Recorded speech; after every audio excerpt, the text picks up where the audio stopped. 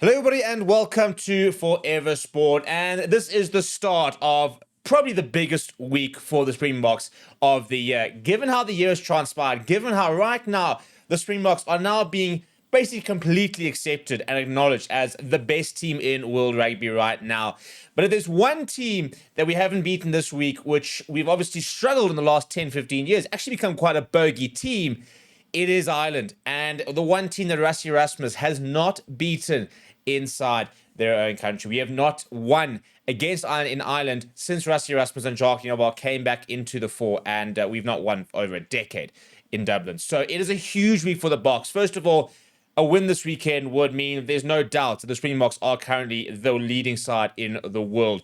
It would also be a bit of a grudge match win, really, after they shattered our hopes of going 2-0 last year in that incoming series. This would hopefully try and sort of put the record straight about where the two sides are, because there's obviously a lot of controversy surrounding the win. They exited the World Cup. We won the World Cup. Everybody's saying that if they had played the Springboks in the final, they would have beaten the Springboks. And, Ireland were at one stage the true number one side in the world. Then we went 1-1 in the incoming series. This would be a great opportunity just to kind of put an end to any of those sort of rumors or suggestions and show Ireland exactly what's up. But we need to make sure we pitch up, because Ireland over the weekend looked back to their best. And I have started picking a side that I think we could use to beat Ireland this weekend. Obviously, it might change. We have to wait and see exactly what the injury news is and potential suspensions as well with regards to Franco Mostert.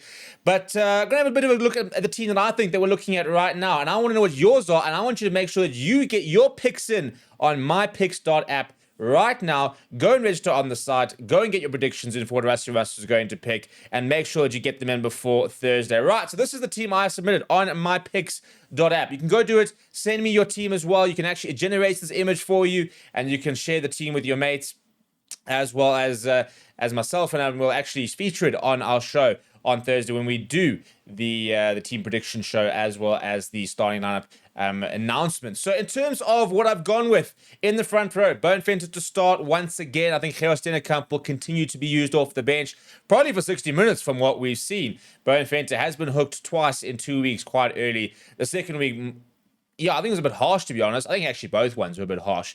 And second week, very much, obviously, with that red card, we started to change things quite a bit. Even Zach Paulton got pulled quite early. But we don't have other loose head options until Intuka does join the side. But I'd be very surprised if all of a sudden he starts against Ireland. So the only other option, really, if you start, if you're going to keep Gerard on the bench, is to go Thomas du Toit at loose head.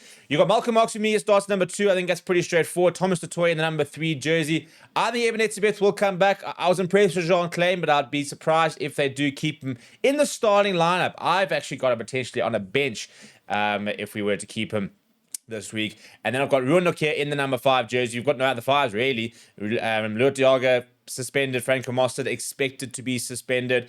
The back row is pretty straightforward. Siya Kolisi, Jasper Wiese, Peter Steph, du Toit. I don't think we're going to deviate from that.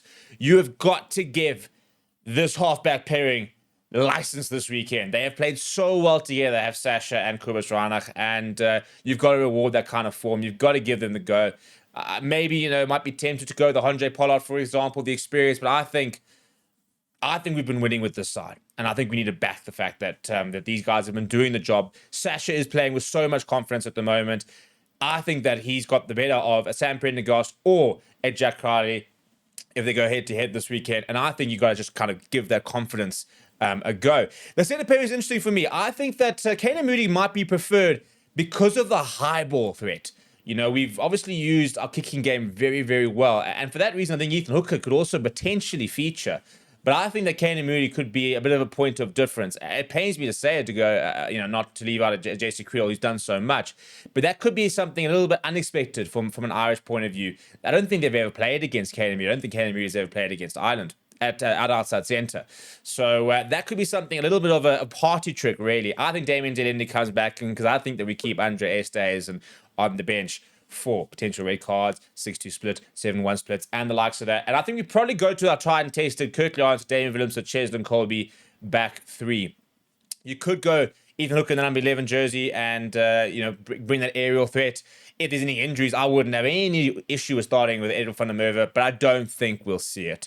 So I think that's where the starting lineup is sort of currently at. I think it's got everything we need. It's a very physical pack. You know, it's quite a big pack as well. Obviously, if you had Luat Diag, it'd be a bit bigger versus a Ruan Okia. But our pack doesn't get much bigger than that, you know, and we have to front up against Ireland because they also bring a pretty large pack. I think there's going to be some amazing battles and some amazing matchups. You know, Jack Conan's playing good rugby against Jasper Wiese. Kobus Reinach playing the best rugby of his career up against Jamison Gibson Park, the world leading number 9. Mac Hansen, will we see him at full back? You know, hat-trick for his first start at fullback against Damien Willemse, who's been absolute class in the last month or so, and a bit more actually playing for the Boks. In terms of the bench, I'd match this with. So we're going to go back, I think, to having a more orthodox thing. I think we'll have Jan Krobelaar, Gerard Stennekamp, Wilco Louw. Then it becomes interesting because I think we will see Andre Esterhuizen on the bench. I think we can't leave Kwagga Smith off the bench the way he came on the impact last week, which means that we're probably only going Archie Snyman on the bench for me. Probably Archie Snyman, Andre Esterhuizen, and Kwagga Smith. Then I think is obviously Grant Williams. The big call for me this week is Handré Pollard, number 23, Marley Buck on the 23. And I really, really, really hope the Boks back Marnie. He's played so well off the bench against New Zealand, against Argentina, against France, against Italy.